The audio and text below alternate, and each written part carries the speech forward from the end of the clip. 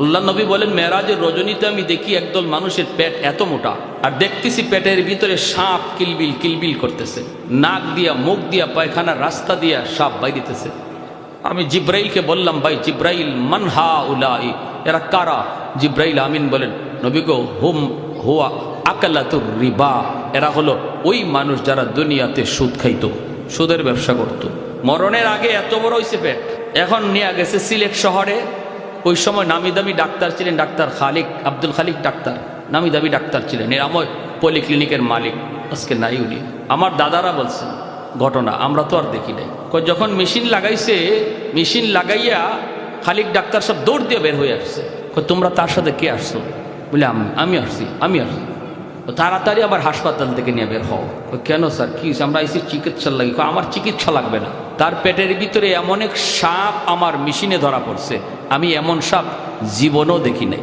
এই সাপ বের করা, অপারেশন করা আমার পক্ষে সম্ভব না। তোমরা যেখানে মন চায় সেখানে লইয়া যাও। তারে ভারতের মাদ্রাজ নিয়ে যাওয়া হয়েছে। মাদ্রাজের ডাক্তাররাও বলছে, যেখান থেকে আসছো ওখানে যাও। খালিক ডাক্তার যা বলেছে ঠিক বলেছে, এটা আমাদের পক্ষেও সম্ভব নয়। আল্লাহ যারে ধরে কেউ তারে সারাইতে পারে। দুনিয়ার সব বিজ্ঞান, সমস্ত ট্রিটমেন্ট এখানে ফেল যদি আল্লাহ কাউরে ধরে। যমুনা, ওই যে কি কয়, কি নাম, হ্যাঁ, যমুনা গ্রুপের মালিক কি পরিমাণ টাকার মালিক ছিল, হিসাব নাই। তার নিজেরও মনে হিসাব নাই। করোনায় যখন মারা গেল, শুধু বলল যে আমার সব সম্পদ লইয়া দাও, আমারে শুধু একবার শ্বাস নেওয়ার সুযোগ করে দাও। পারছে পৃথিবীর কোন ডাক্তার? পারছে? ইউরোপের সবগুলি দেশের প্রেসিডেন্টগুলি হাত উঠে উঠে শুধু আসমানের দিকে মাপ চাইছে, যেটা কুদরতি এক ইশারায় চলতেছে। করোনা চোখে দেখা যায় না, মেশিন লাগাইয়া সেটা দেখতে হয়। আর এত ছোট্ট একটা জীবের সাথে আমরা পারমাণবিক ক্ষমতাধর দেশগুলি পানি খাইতেছি, ঠিক না? একদম পানি খাওয়াই দিছে আল্লাহ। এজন্য আল্লাহর সাথে বাড়াবাড়ি কইর না। মোকাবেলা সব জায়গায় চলে না, সব জায়গায় চলে না।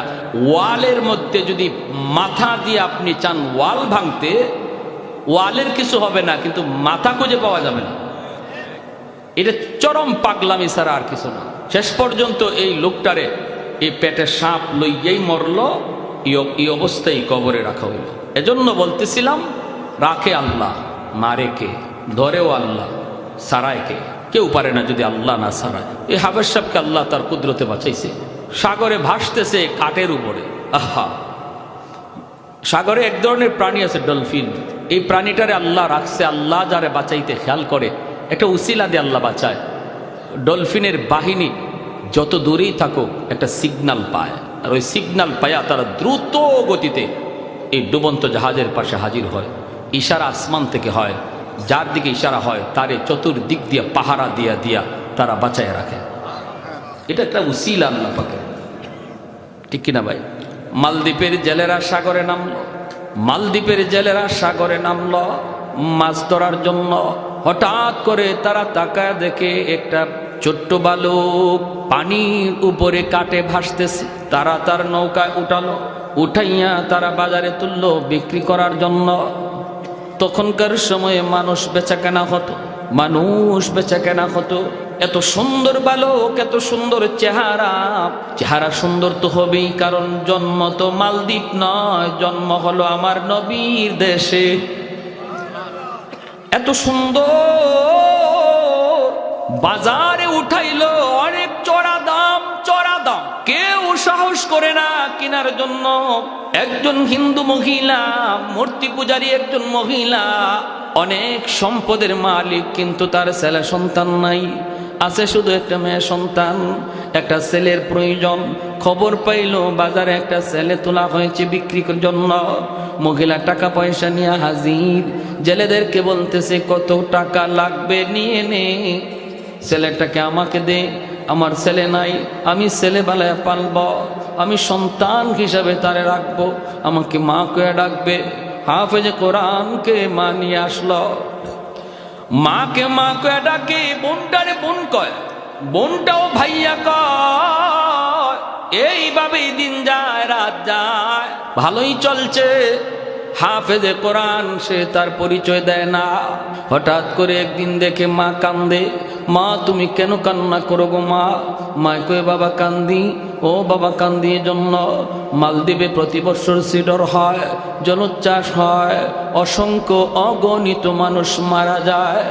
বাদশাহ ফরমান জারি করলো, আমার দেশের জ্যোতিষীরা জ্যোতিষী বিদ্যা পড়ে তোমরা বের করো, গণকেরা গণনা করে বের করো, কেন প্রতি বছর একই টাইমে রাত যখন 12টা বাজে মালদ্বীপ থেকে পানি উইঠা জলোচ্ছ্বাস হইয়া শহরের এত ক্ষতি করে, মানুষের প্রাণহানি ঘটে? কারণটা কি? কোন জায়গায় সমস্যা তালাশ করে বের করো। গণকেরা গণনা করে বের করে বলল, জাহাপনা আমরা যা জেনেছি, আমরা যা পেয়েছি, এটা একটা খবিস জিন্নাতের কারসাজি। এই জিনের দ্বারা এই কর্মকাণ্ড ঘটে। যদি বাঁচতে হয়, যদি বাঁচাইতে হয়, ওই রাতে, যেই রাতে সিডর হয়, ওই রাতেই সাগরের পারে যে রাম মন্দির রয়েছে, ওই রাম মন্দিরে একটা সুন্দরী কুমারী মেয়েটাকে যদি রেখে দেওয়া হয়, তাহলে আর সিডর হবে না। কিন্তু সকালবেলা মেয়েটার লাশ পাওয়া যাবে, লাশ। জিন্নাত মেয়েটাকে খেয়ে ফেলবে, তারে মেরে ফেলবে, কিন্তু সিডর থেকে বেঁচে যাবে মানুষজন, বেঁচে যাবে, একজনের জান যাবে, 1000 জনের প্রাণ বাঁচবে। এবার আপনি সিদ্ধান্ত নেন কি করবেন। বাদশাহ হুকুম জারি করলো, সুন্দরী কুমারী মেয়েদের তালিকা তৈরি করো। প্রতি বছর একজন সুন্দরী মেয়েকে মন্দিরে জিন্নাতের ভোগ দেওয়া হবে, হাজারো মানুষের প্রাণ বেঁচে যাবে। ক্ষুদ্র স্বার্থ জলাঞ্জলি, বৃহৎ স্বার্থের জন্য এই সিদ্ধান্ত মোতাবেক লটারি দেওয়া হয়। লটারি। এ বাবা, এই বছর লটারিতে আমার একমাত্র মেয়েটার নাম চলে এসেছে। আমাকে সরকারিভাবে জানানো হয়েছে সন্ধ্যা রাতে মেয়েটাকে নিয়ে যাবে, মন্দিরে রেখে দিবে। বাবা, এজন্য আমি মা কাঁদতেছি, এজন্যই আমি কাঁদতেছি। বলো না বাবা, আমি তো মা, আমি তো মা, আমি তো মা। কেমন করে সন্তান চোখের সামনে মারা যায়, আমি মা কেমন করে সেটা সইব? সন্তানের বিপদ বাপ মা সইতে পারে না। এমনকি অনেক বাপ মা সন্তানের জন্য নিজের জীবন দিতে রাজি হয়, ঠিক কিনা? এমনও কয়, আল্লাহ আমার সন্তানের অসুস্থতা আমাকে দিয়ে দাও, বিনিময়ে আমার সন্তানের হায়াত তুমি বাড়ায় দাও। বহু বাপ মা এমন আছে, বহু বাপ মা এমন আছে, আল্লাহ আমার হায়াতটা আমার সন্তানকে দিয়ে দিলাম, তবু আমার সন্তানের হায়াত তুমি বাড়াও। বাপ মাই শুধু বুঝে সন্তানের কদর, কিন্তু এই সন্তান নিজে বুঝে না বাপ মার কদর, ঠিক না? বুঝবে একদিন যেদিন নিজে বাবা হবে, বুঝবে একদিন যেদিন নিজে মা হবে, যে মা আর বাবার কলিজায় সন্তানের প্রতি কেমন দরদ, এটা বুঝে আসবে যেদিন নিজে বাপ মা হয়।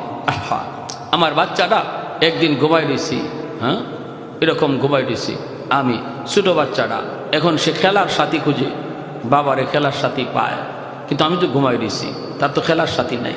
আসছে আইসা এরকমভাবে আমার বালিশটার মধ্যে নিজের বালিশটায় মাথা দিয়া ও এরকম আমার শরীরের সাথে ঘেঁষাইতেছে, ডাক দেয় না, ঘেঁষাইতেছে, আর আমার গালের সাথে নিজের গাল লাগাইতেছে, যেন আমার ঘুম ভেঙে যায়, আমার ঘুম থেকে জাগানোর জন্য। ছোট 6 বছরের বাচ্চা তো এরকম যদি গালে গালে গাল লাগায়, আবার মাঝে মাঝে নাকও লাগায়, আমার নাকের সাথে নাকও লাগায়, তো এরকম করতে গিয়ে আমার ঘুম ভেঙে গেছে। কিন্তু আমার ঘুম ভাঙলেও আমি ভান ধরে রয়েছি, চোখ খুলতেছি না, কই দেখি আর কি করে। একটা পর্যায়ে দেখি আমার ঘুম ভাঙানোর জন্য আমার মেয়েটা একদম আমার নাকে কপালে টুটি চুমাইতেছে। তখন ঘুমটা ভাঙছে ঠিক, কিন্তু হঠাৎ আমার মনে পড়ে গেল, আজ আমি আমার বাচ্চাটার প্রতি যেমন দরদ, আমার ঘুমটা ভাঙছে, একটু ধমক দিলাম না? কাঁচা ঘুম, সারা রাত জার্নি করে আসছি, ফজর করে ঘুমাইছি, একটু ধমক দিলাম না? ওর মা যদি ঘুম ভাঙাইতো তো খবর আসিল, ঠিক না?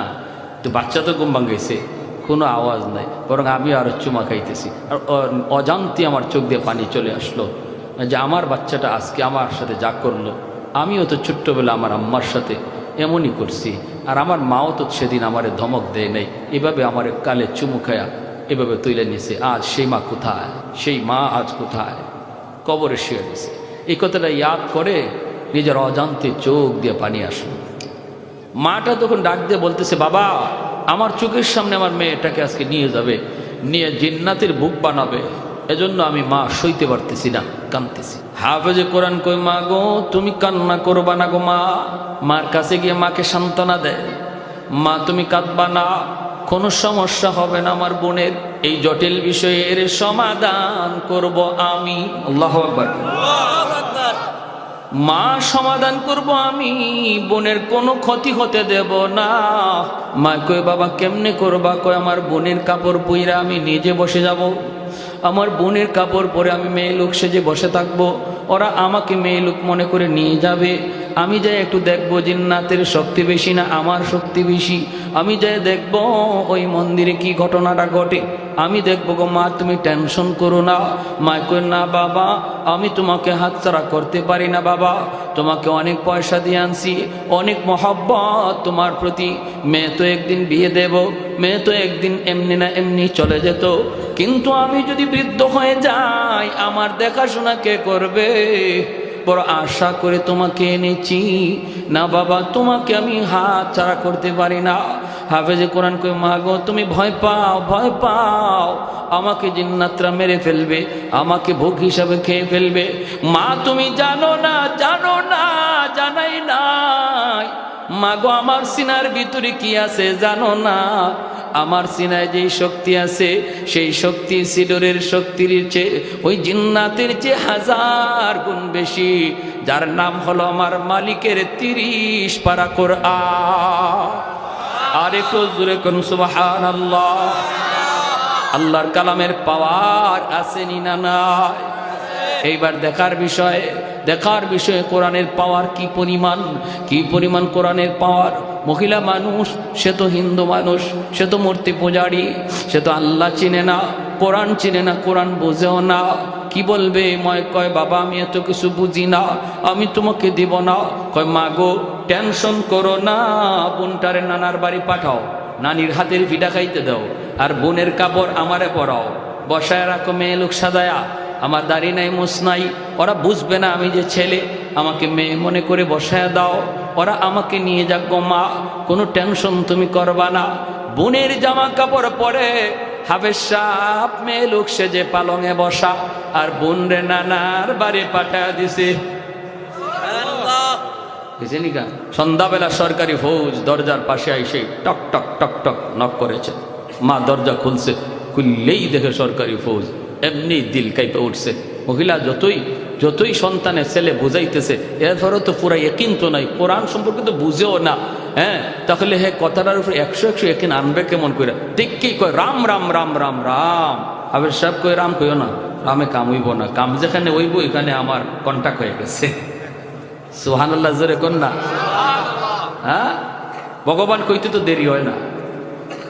নবীর যুগে বাইতুল্লাহ মূর্তি আছিল 360টা, এই 360 মূর্তি এখন 33 কোটি হইল কেমনি? হ্যাঁ, এটা হইছে এমনি অদ্ভুত কিছু দেখলেই ভগবান। গরু ভগবান কেন? দুধ দেয়, অথচ উলান কাটলে দুধ পাওয়া যায় না, ঠিক না? কতে ভগবান।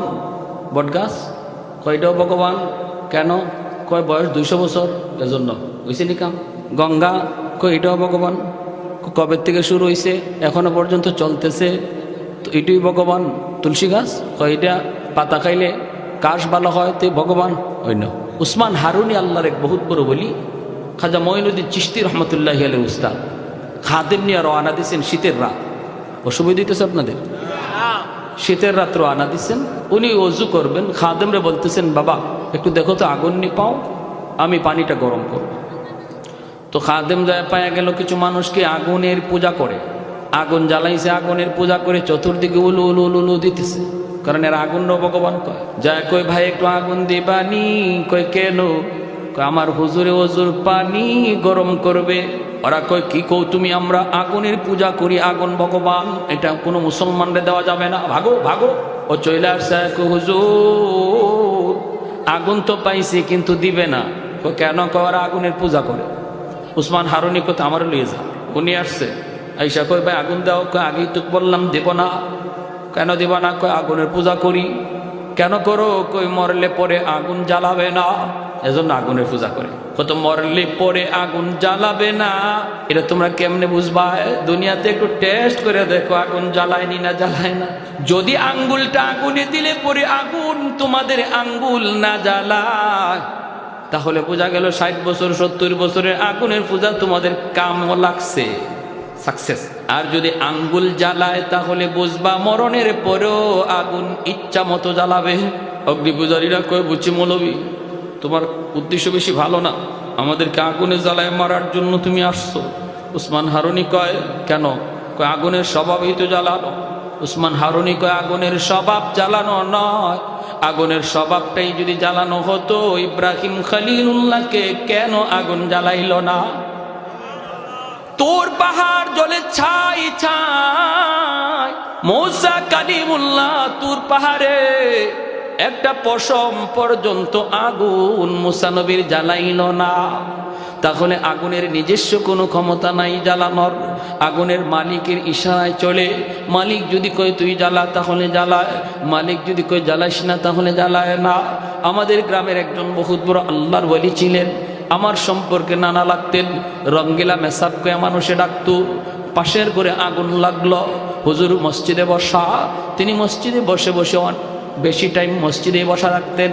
মানুষে কয়, হুজুর পাশের ঘরে আগুন লাগছে, তাড়াতাড়ি করে আপনি বাড়িতে যান, যায় নিজের ঘরের মালগুলি সরান। মানুষকে হুজুর কয়, কেন? কয় আপনার পাশের ঘর আপনার ঘরে লাগবে। তিনি বলে, আগুনের মালিক যদি চায় তাহলে লাগবে, নতবা লাগবে না। এখনো অনেক মানুষ সাক্ষী হয়ে আছে, আমাদের এলাকার অনেক মানুষ সাক্ষী। হুজুরের ঘরে যে টিনের চালের ভিতর দিয়ে আগুন ঢুকে, এই দিক দিয়ে ঢুকে ওই দিকে বের হয়ে যায়, কোনো কিছুতে লাগে না।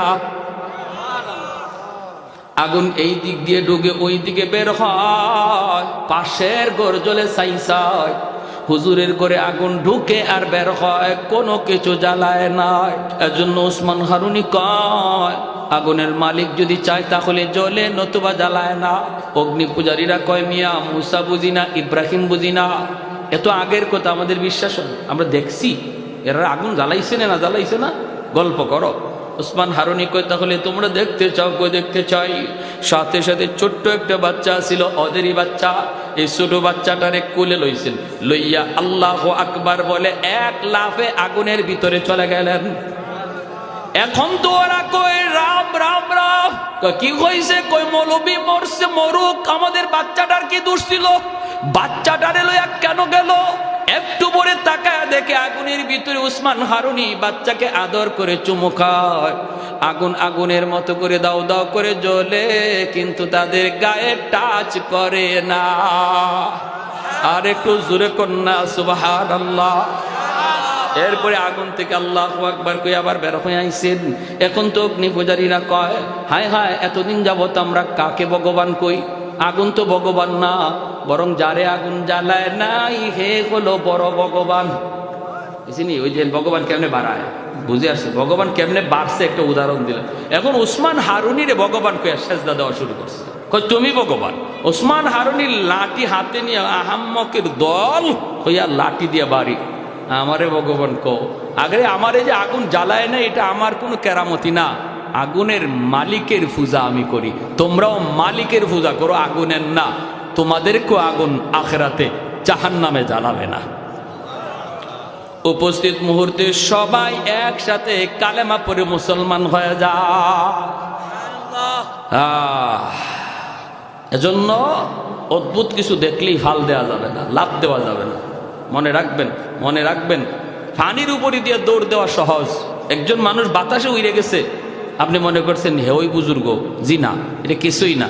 কিছু কিছু জিনিস অভিজ্ঞতার আলোকে, মেসমেরিজম যেটাকে আরবিতে বলে, যে সাধনার কারণে অনেক অমুসলিমরাও, অনেক হিন্দু পণ্ডিতরাও, সাধকরাও কিছু কেরামতি দেখাইতে পারে, পানির উপরে তো দৌড় দিতে পারে।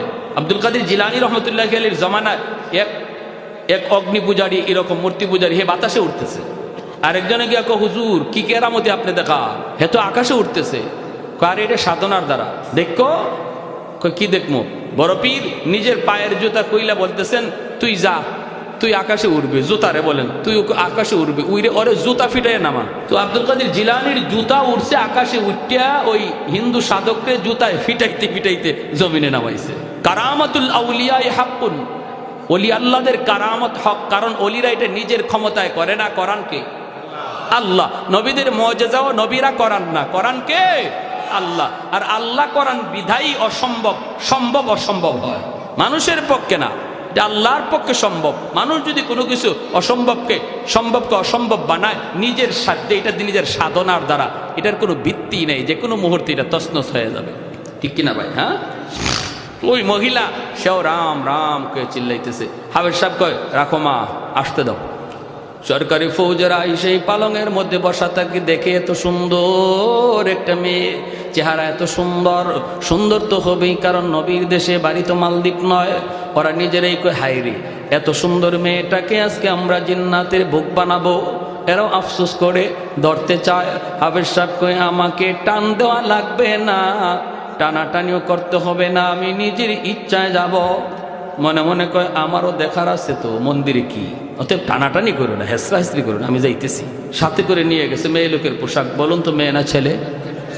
সবার মনোযোগ আছে? হ্যাঁ, মেয়ে না ছেলে? মেয়ের পোশাক পরছে, ঠিক না? মন্দিরের ভিতরে নিয়ে রেখে দিল। ওরা তো চলে আসলো।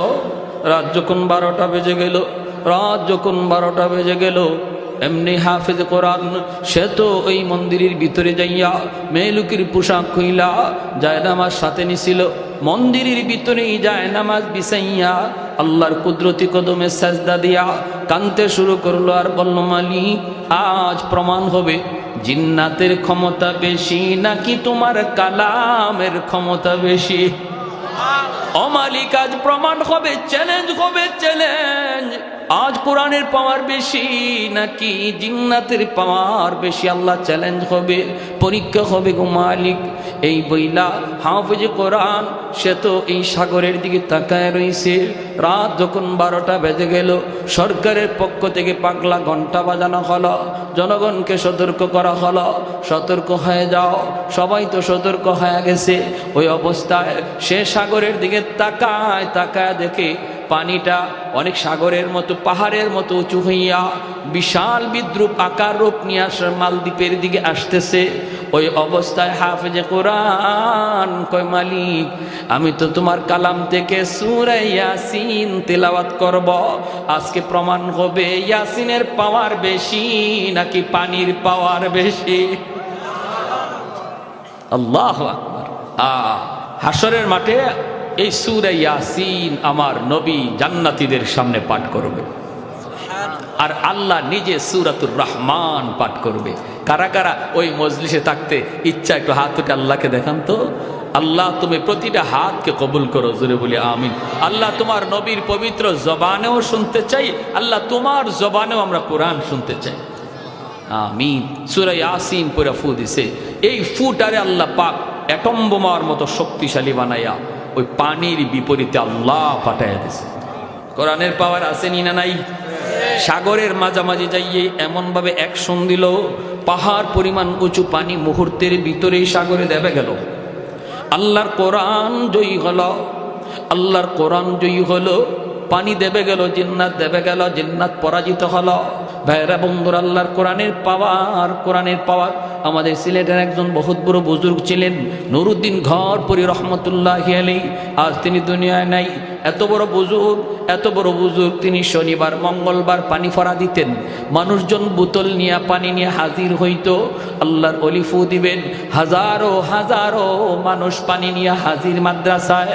এত মানুষকে হুজুরে ফু দিবেন কেমন করে? তিনি করতেন কি? তিনি বলতেন এই যে মাদ্রাসার সামনে পুকুর, বিশাল বড় পুকুর, এই পুকুরের মধ্যে হুজুর একটা ফু দিতেন, ফু দিয়ে চলে যাইতেন আর বলতেন পুকুর থেকে পানি নাও। মানুষ পুকুর থেকে পানি নিত, কাম হয়ে যাইত। বিশাল বড় পুকুরে ফু দিয়া চলে যাইত। এক লোক লন্ডন থেকে আসছে, এসে হুজুর আমি আপনার খুব ভক্ত। বাচ্চারা এই দিকে কথা বলে কেন? হুজুর আমি আপনার খুব ভক্ত, হুজুর আমাকে একটু খাস করে পানি দেন। একটা কাচের জগের মধ্যে এইভাবে পানি নিয়ে হুজুরের সামনে হাজির হয়েছে। হাজির হয়ে হুজুর আমার একটু আলাদাভাবে একটু খাসভাবে একটু ফু দিয়া দেন। হুজুরে বলতেছে আমি পুকুরে ফু দিলাম না, পুকুর থেকে নিয়ে যাও। হুজুর আমার কি নয় না, কেন? কয় আপনি পুকুরের এক কোনায় ফু দিছেন, এই ফু আরেক কোনায় যায় কেমনে?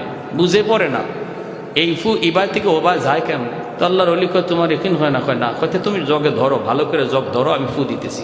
আমাদের উস্তাদরা পাশে ছিলেন, আল্লাহর ওলি ফু দিছেন, ওর হাতের মধ্যে কাচের জগ দেওয়ার সাথে সাথে কাচের জগটা টাস টাস করে ভেঙ্গে চুরমার হয়ে গেল আর পানি মাটিতে পড়ে গেল। আল্লাহর কোরআনের পাওয়ার আসেনি না নাই? আসেনি না নাই? হ্যাঁ। আর আমরা কই কি হুজুর কেমনে বুঝি ইমাম সাহেবের কত পানি পড়া নিছি, কাম হয় না। কাম হবে কেমনে? যেই যুগে হুজুরদের পানি পড়া কাম হতো, এই যুগে মুসলমানের ঘরে রহমতের দরজা খোলা ছিল। মুসলমানের ঘরে কোরআন তেলাওয়াত হলে রহমত আসে। আর কোরআন তেলাওয়াত হতো সকালবেলা ফজরের পর, হাঁটলে পরে কোরআন তেলাওয়াতের আওয়াজ শোনা যাইত। তখন মুসলমানের ঘরে রহমতের দরজা খোলা ছিল। হুজুররা পানি পড়া দিত, কোরআন দিয়ে ফু দিত, এই ফু রহমতের দরজা দিয়ে আপনার ঘরে ঢুকতো। আর এখনের জমানায় কোরআন এমন ভাবে আমাদের ঘরে প্রতিদিন টেলিভিশন চালু হয়, কিন্তু আল্লাহর কালাম সপ্তাহ টিকে দিছে। এখন হুজুর এখন কি করব? আমি বললাম কি করব মানে? তো এটাও নিজের মন রেজি গান। হুজুর এক কাজ করি, টেলিভিশন ঘরেই থাকো, কোরআন শরীফ বারান্দায় দিয়ে দিই। নাউজুবিল্লাহ, আসতে কইবেন। এই মানুষ যদি কয় হুজুরের ফুতে কাম হয় না, তোমার কিসে কাম হইতো? কাম হইতো তোমার কিসে? তোমার গলায় যদি তাবিজ না দিয়া ইট ঝুলাই দেওয়া হয় তাও কাজ হবে না। আর বোতলে পানি না দিয়া যদি কলস বইরা পানি ফু দেয় তাও কাম হবে না। কারণ তোমার ঘরে কোরআন বারান্দায় আর মেইন ঘরে টেলিভিশন। রহমতের দরজা দিয়ে আল্লাহর কালাম ঢুকতে যায়, যায় দেখে আপনার ঘরের দরজা বন্ধ। আল্লাহর কোরআন রহমতের দরজা ছাড়া ঢুকে না। টেলিভিশন যেই ঘরে চলে, গান বাজনা প্রতিদিন চলে, কোরআন তিলাওয়াত হয় না, এই ঘরে রহমতের দরজা বন্ধ, গজবের দরজা খোলা। এজন্য আল্লাহর কোরআন গজবের দরজা দিয়ে ঢুকে না, রহমতের দরজা ছাড়া ঢুকে না। আল্লাহ আমাদের সহি বুঝ দাও। মা বোনদেরকে অনুরোধ করে বলবো, ঘরে অশান্তি, স্বামী ভালোবাসা পাও না, সন্তান কথা শুনে না, অশান্তির আগুনে জ্বলতেছ, আল্লাহর দোহাই যেই জিনিসে শান্তি আনে সে কোরআন তেলাওয়াত শুরু করো। এখনো সময় আছে, কোনো তাবিজ পড়া পানি পড়া লাগবে না, ঘরে কোরআন তেলাওয়াত শুরু করো, অটোমেটিক আসমানি ফয়সালা রহমত চলে আসবে। ঘরের অশান্তি দূর করতে হলে কোরআন ছাড়া হবে না, সমাজের অশান্তি দূর করতে হলে মাদ্রাসা ছাড়া হবে না। আমার ভাইরা, এইবার যেই মাত্র সকালবেলা সরকারি ফৌজরা আসছে লাশ নেওয়ার জন্য মন্দির থেকে, এসে দেখে লাশের কোনো বংশ নাই, বরং একটা ছোট্ট বালক কোরআন তেলাওয়াত করতেছে মন্দিরের ভিতরে। সরকারি ফৌজরা কই বাবা লাশটা কোথায়? হাফেজ সাহেব কই লাশ কোথায় তোমরা পাবা? কয় কেন? গত রাত যে মেয়েটারে আনলাম। কয় গত রাত তো মেয়ে আনো নাই, আমারই তোমরা নিয়ে আসছো। মেয়ে লোক মনে কইরা আমার বোনকে নানার বাড়ি পাঠায় দিছি। সরকারি ফৌজরা কয় বেটা তাহলে তুই মরলি না, সিডরও হলো না, পানিও হলো না, তুইও মরলি না, ঘটনা কি? হাফেজ কোরআন কয় তোমরা মনে করেছ জিন্নাত আমাকে মেরে ফেলবে, খেয়ে ফেলবে, কিন্তু তোমরা জানোই না আমার সিনায় কি পরিমাণ পাওয়ার। আমার সিনার ভিতরে 30 পারা কোরআন, যা সিডরের চেয়ে 1000 গুণ বেশি পাওয়ার। সরকারি ফৌজরার সাথে সাথে বাদশার কাছে চলে গেল, যায় বাদশাকে খবর দিল। বাদশাহ দ্রুত বেগে হাজির হয়ে গেল, মন্ত্রী লইয়া, পরিষদ লইয়া হাজির। আইসেই বলতেছে বাবা কি শুনাইছো? যদি এমনই হয় তাহলে আমরাও আর অন্ধকার ধর্মে থাকতে চাই না, আমরাও কালেমা পড়ব, কিন্তু বাবা আমি নিজের চোখে দেখতে চাই আল্লাহর কালামের ক্ষমতা। আগামী বছর 1 তারিখে আমরা তোমাকে এই জায়গায় রাখবো, সাগরের পারে দাঁড়ায় দাঁড়ায় আমি বাদশাহ মন্ত্রী পরিষদ লিয়া সব দেখব, নিজের চোখে দেখব। যদি এমনই হয় কথা দিলাম আমি বাদশাহ শুধু একা নয় জনগণ লইয়া মুসলমান হব। এই হলো ইতিহাস। আগামী বছর একই টাইম হাফেজ সাহেবকে মন্দিরে রাখা হয়। সরকার তার বাহিনী লইয়া, মন্ত্রী পরিষদ সব লইয়া সাগরের পারে দাঁড়ায়। রাত যখন 12টা বেজে যায়, সাগরের দিকে তাকায় দেখে পানি অদ্ভুত ক্ষমতাসীন, অনেক ক্ষমতা লইয়া পানি উঠতেছে। হায় রে এই পানি নরমাল পানি, সাধারণ পানি হঠাৎ করে এরকম ভাবে ভয়ঙ্কর রূপ নেয়, ভয়ঙ্কর রূপ নেয়। ভাইরা বন্ধুরা, এটা আল্লাহ পাকও মাঝে মাঝে কুদরত দেখায়। জমিন মাঝে মাঝে আল্লাহর কাছে আবদার করে, মালিক এই জমিনে যেই পরিমাণ গুনাহ হয়, যেই পরিমাণ অত্যাচার হয়, যেই পরিমাণ জুলুম হয়, গুনাহ হয়, আমি জমিন আর বরদাস্ত করতে পারি না, একটু অনুমতি দাও, আমি জমিনটারে ধুয়ে মুছে পরিষ্কার করে দেই। এমনি ভাবে আকাশ কয়, মালিক আর সইতে পারি না, আমি আকাশ ভেঙ্গে পড়ি। জমিন কয়, আমি গিলে ফেলি। আবতালিউ ইবনা আদম ফি কারি লিআন্নাহুম ইয়ারযুকু বিরিজকিকা ওয়া ইয়াসিকা ওয়া ইয়াতাকাল্লামু বিলিসানিকা ওয়া ইয়াসিকা ওয়া ইয়ারজুলু বিরিজলিকা ওয়া ইয়াসিকা আসবিরু ইলা মাতা আসবিরু। জমিন কয়, আর কত আমি ধৈর্য ধরব? ও মালিক, কক্সবাজার সৈকত, পৃথিবীর বিভিন্ন সৈকতে যাইয়া যে অপরাধ হয়, যে গুনাহ হয়, সাগর ডাক দিয়া কয়, আল্লাহ আর সহ্য হয় না, আর সহ্য হয় না, একটু সুযোগ দাও, সবগুলিরে একদম আমি সাগরের পেটে নিয়ে আসি। আল্লাহ পাক ধমক দিয়া কয়, জমিন থাম থাম, আমার আর আমার বান্দাদের মাঝখানে তুমি নাক গলাইতে আসবা না, কারণ আমার বান্দার ভিতরে তুমি নাক গলাইতে আসবা না। এই জমিনের ভিতরে এখনো 4 দল মানুষ আছে, 4টা শ্রেণী আছে। লাউলা মাশাইখু রুক্কা ওয়াশ শাবাবু খুশা ওয়াল আতফালু রুদ্দা ওয়াল আনআমু রুদ্দা লাজআলতুস সামাআ হাদিদা ওয়াল আরদা খাফসাফা ওয়াত তুরাবা রামাদা ওয়ামা আনজালতু মিনাস সামাই কাতরা ওয়ামা আনবাততু মিনাল আরদি নাবাতা বাল আনজালতু আলাইকুমুল আযাবা সাব্বা। রব্বুল আলামিন কয়, এখনো জমিনের ভিতরে এমন কিছু আমার বৃত্ত বান্দাবান্দি রয়েছে, চুল দাড়ি তাদের সাদা হয়ে গেছে, কোমরে তার ব্যথা, হাঁটুতে তার ব্যথা, নামাজে দাঁড়াইতে গেলে দাঁড়াইতে পারে না, মসজিদে যাইতে চাইলে যাইতে পারে না, এরপরও কষ্ট করে করে আমাকে রুকু দেয়, সেজদা দেয়। ওই বৃদ্ধ বান্দাবান্দির সেজদার দিকে তাকাইলে এই জমিনের প্রতি আমি আল্লাহর মায়া লেগে যায়। এই জমিনের ভিতরে এখনো কিছু যুবক রয়েছে, যেই যুবকের যৌবনের চাহিদা হলো পাগলামি করা, যুবকের যৌবনের চাহিদা হলো গুনার দিকে যাওয়া। আরো 10টা যুবক গুনার দিকে যাইতেছে, হারাম প্রেম ভালোবাসার দিকে পাগল, জিনা বেবিচারে মত্ত। আল্লাহ বলে, কিন্তু এখনো জমিনে এমনও কিছু যুবক রয়েছে যৌবনের পাগলামি করে না। যৌবন কালেও তারে মসজিদে পাওয়া যায়, যৌবন কালেও তারে আল্লাহর কদমে সাজদা দিতে পাওয়া যায়। যৌবনে সে গুনার দিকে যায় না, জিনা ব্যভিচার করে না, অন্তরের ভিতরে আমি আল্লাহর প্রেম অন্তরের ভিতরে জমায় নেয়। ওই যুবকগুলি যখন যৌবন কালে আমাকে সাজদা দেয়, এই সাজদার দিকে তাকাইলো, জমিনের প্রতি মায়া লেগে যায়। আল্লাহ পাক বলে, আরেক দল হলো শিশু বাচ্চা। জমিনের মধ্যে এখনো ঘরে ঘরে কিছু শিশু বাচ্চা আছে, ওই বাচ্চাগুলির কোনো দোষ নাই, বাচ্চাগুলির কোনো অপরাধ নাই।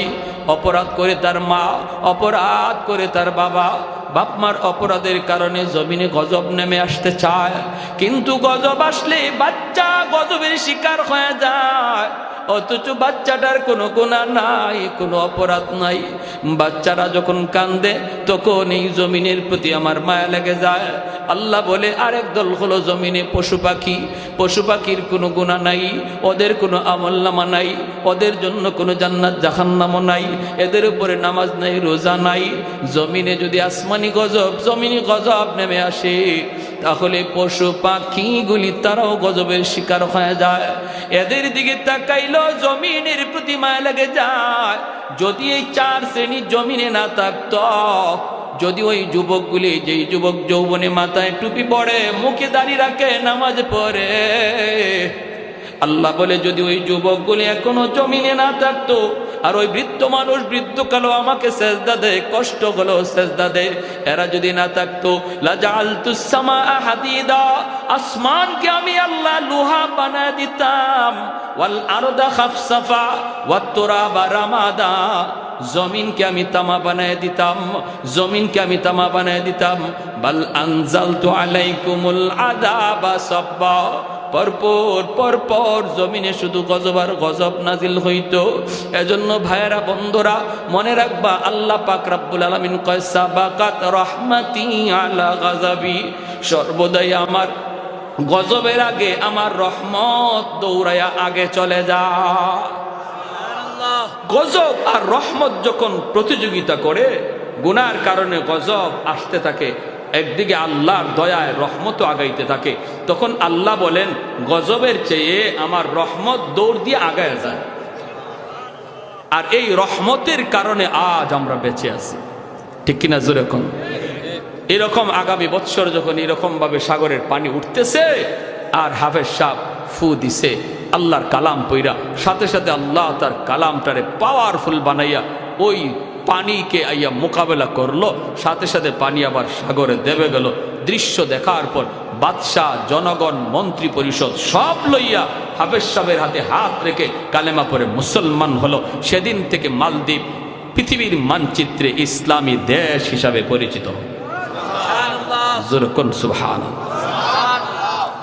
তাহলে কোরআনের হাফেজের দাম আসেনি না নাই? আরো জোরে আহা! যদি শিশুটারে শিশুকালে আপনি কোরআন না শিখান, মাদ্রাসায় না পড়ান, এই ছেলে মনে রাখবেন আপনার কবরের পাশ দিয়া গান গায়ে গায়ে চলে যাবে বন্ধুদের নিয়ে। তখন কবরে শুয়া বাবা কষ্ট পাবে, মার কষ্ট পাবে। আর যদি সন্তানটারে তুমি মাদ্রাসায় পড়াও, সন্তানটারে হাফেজ বানাও, আলেম বানাও, সন্তান বাবার কবরটা দেখলেই দূর থেকেই চোখে পানি আসবে। আল্লাহর কোরআনের ইয়াসিন পড়তে পড়তে কবরের পাশে হাজির হবে, আল্লাহ কবরের আযাব সাথে সাথে বন্ধ করে দেবে। আমার সন্তান কবরের পাশে গান গাবে নাকি তিলাওয়াত করবে, সিদ্ধান্ত নেবে মা, সিদ্ধান্ত নেবে বাবা। বাপ মার সিদ্ধান্ত যদি সঠিক হয় তাহলে সন্তান কবরের পাশে ইয়াসিন পড়বে, আর যদি সিদ্ধান্ত রং হয় কবরের পাশে গান গেয়ে চলে যাবে, ঠিক কিনা জোরে কোন? প্যারে হাজিরিন, এজন্য বলি সন্তান যাদেরকে আল্লাহ দিছে আপনারা শুকরিয়া আদায় করেন আর সন্তানের হক আদায় করেন, নতুবা এই সন্তান আল্লাহর দরবারে বাপমার বিরুদ্ধে নালিশ দিবে, নালিশ, বাপমার বিরুদ্ধে মামলা দিবে, মামলা।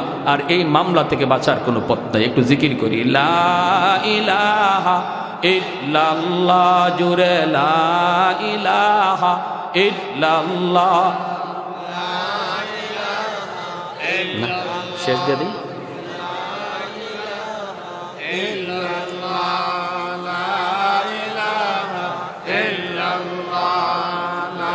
আলেকশন করতে না।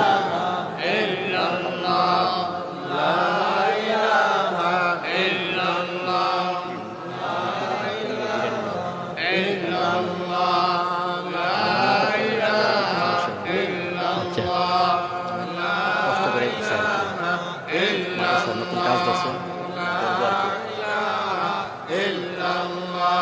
লা ইলাহা ইল্লাল্লাহু মুহাম্মাদুর রাসূলুল্লাহ। জুড়ে বলি সাল্লাল্লাহু আলাইহি ওয়াসাল্লাম। হাসরের মাঠে আল্লাহ হাসরবাসীর সামনে একটা ঘোষণা দিবে, আল্লাহ নিজে একটা ঘোষণা দিবে। ঘোষণাটা কি? ইয়া মাশারাল উলামা তামাইয়াজু বাইনাহুম। আল্লাহ বলবে, ও কোরআনওয়ালারা, তোমরা হাসরবাসী মানুষ থেকে আলাদা হয়ে যাও। সুবহানাল্লাহ, জোরে কর। আল্লাহ বলবে, ও কোরআনওয়ালারা, হাসরবাসী মানুষ থেকে তোমরা আলাদা হয়ে যাও। সাধারণ মানুষ থেকে কোরআনওয়ালারা আলাদা হয়ে যাবে। আল্লাহ পর্দার ভিতরে আলেমদেরকে নিয়ে আসবে। পর্দার ভিতরে আইনা আল্লাহ কি বলবে?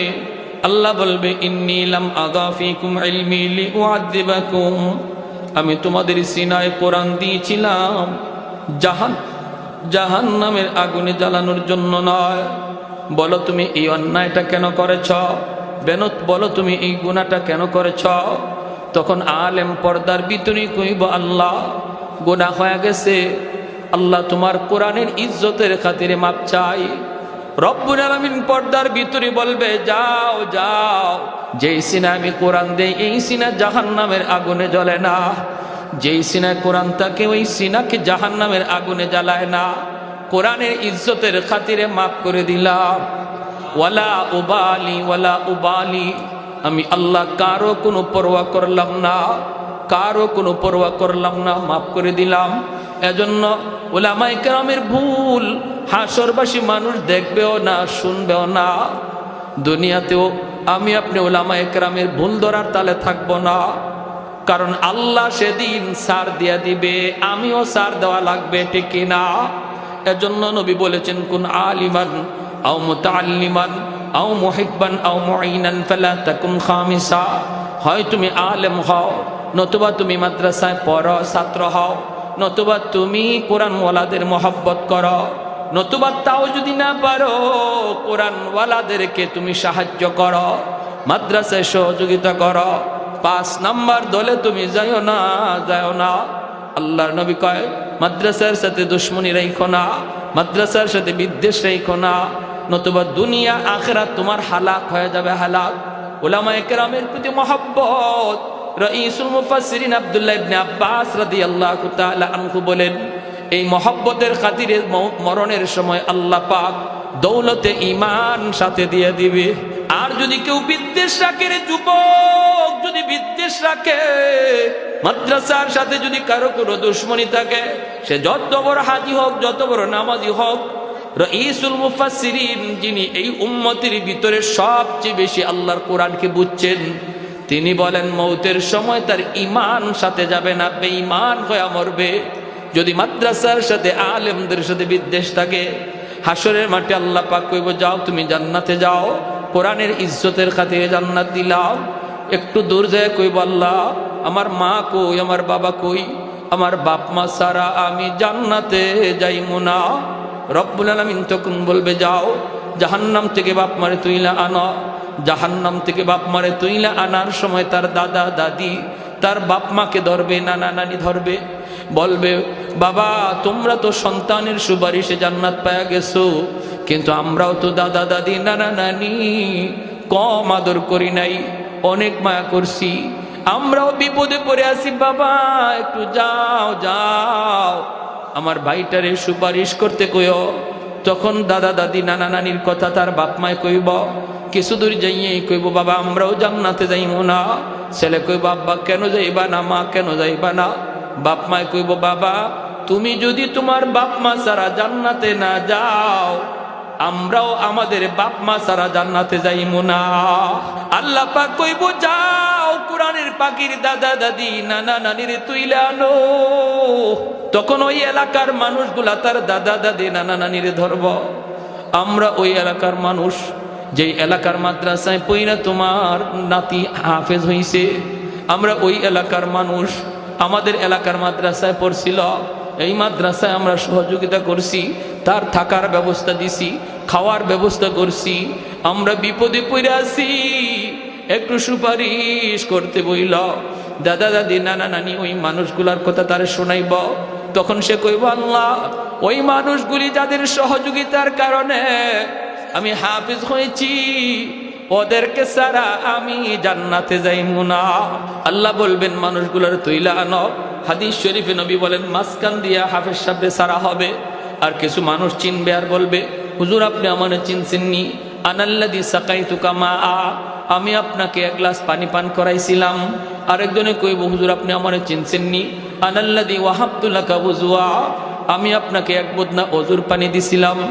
মুহাদ্দিসিনে কেরাম বলেন, নবীজি এই 2 কথা বইলা শুধু 2 কথা সীমাবদ্ধ রাখেন নাই, এমনকি এক গ্লাস পানি খাওয়াইও যারা সহযোগিতা করছিল, সেও সেদিন এই কথাটা বলবে। যারা 1000 টাকা দিছে, যারা চাউল দিছে, যারা মাদ্রাসা বিল্ডিং করে দিছে, এদের কথা তো আছেই। ছোট্ট থেকে ছোট্ট সহযোগিতাও যে করছিল 500 টাকা দিয়া, সেও সেই দিন ওই কথাটা বলবে। আল্লাহ পাক রব্বুল আলামিন তখন ফেরেশতাদেরকে বলবে, আমার কোরআনের পাখিরে যতজনে চিনে আর সে যতজনকে চিনতেছে সবাইকে সহ বরযাত্রীর মতো জান্নাতে ঢুকায়া দাও। এর জন্যই একজন হাফেজ সাহেব, একজন আলেম, সে হাফেজ আলেম হওয়ার পিছনে যত মানুষের অবদান ছিল সবাইকে সুপারিশ করে সে জান্নাতে নিয়ে নিবে। তাহলে আমি যদি হাফেজে কোরআনের বাবা মা হই, আমি তো 1 নম্বরে সুপারিশ পাবো, দাদা দাদি হলেও 2য় পর্যায়ে সুপারিশ পাবো, 3 নম্বর পর্যায়েও আমি যদি সহযোগিতা করি আমিও সেদিন সুপারিশ অংশীদার হব। অতএব সহযোগিতা করার দরকার আসেনি না? একজন ভাই সবার আগে বলেন, হুজুর আমি ইনশাল্লাহ নবীর এই বাগানে 10,000 টাকা দিব। একজন ভাই হিম্মত করে বলেন, আল্লাহ যেন আপনার আওলাদ থেকে, আল্লাহ যেন আপনার নাতি নশা থেকে, আপনার পরিবার থেকে কোরআনের হাফেজ আল্লাহ কবুল করে, আলেম কবুল করে। খাস করে আমি দোয়া করব, একজন ভাই হিম্মত করেন, অথবা সন্তান বা নাতি মাদ্রাসায় দিছেন, আল্লাহ যেন তার সিনায় কোরআন রাখে। এই নিয়ত কইরা দিলটারে নরম কইরা নবীর বাগানে 10,000 টাকা কে সবার আগে দিবেন, যিনি সবার আগে দিবেন এরপরে যতজন বলবে আল্লাহ সমান সব আপনারাও দিবে, কারণ আপনার কারণে সবাই উৎসাহ পাইছে। আমার ভাই, নবীর ঘরে দিলে নবীর রওজায় আল্লাহ নগদ খবর পৌঁছায়, আল্লাহর ঘরে দিলে আল্লাহ খুশি হয়, নবীর ঘরে দিলে নবী খুশি হয়, ঠিক কিনা ভাই? এজন্য একজন ভাই সবার আগে হিম্মত করে বলেন, হুজুর আমি ইনশাল্লাহ 10,000 টাকা দিব। একজন ভাই, আল্লাহ